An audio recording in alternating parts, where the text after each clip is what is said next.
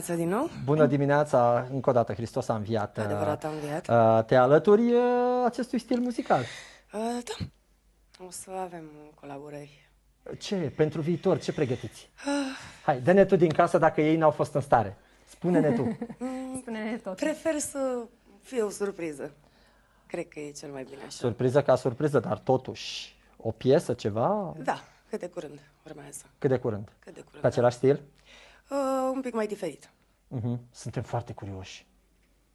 Un pic mai diferit. Foarte curioși. Piesa scrisă de? Ray Ponti. Bun. Fiind despre? Nu poate să ne spună.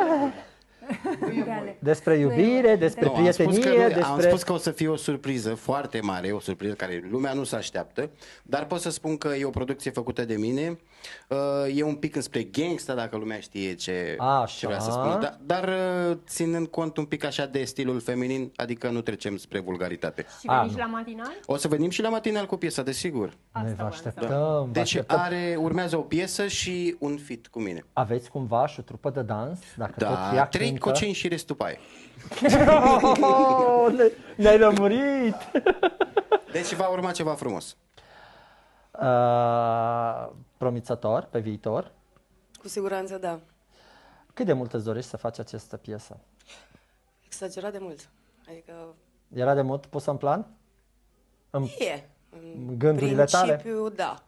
Acum trebuie doar să iasă.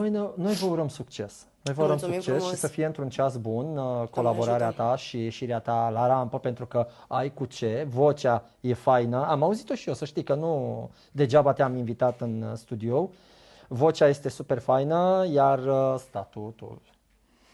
No comment, te rog frumos. Deci dacă cei de acasă sunt de acord cu noi, deci e mulțumesc, mai mult decât o divă. Așa, mai mult decât o divă.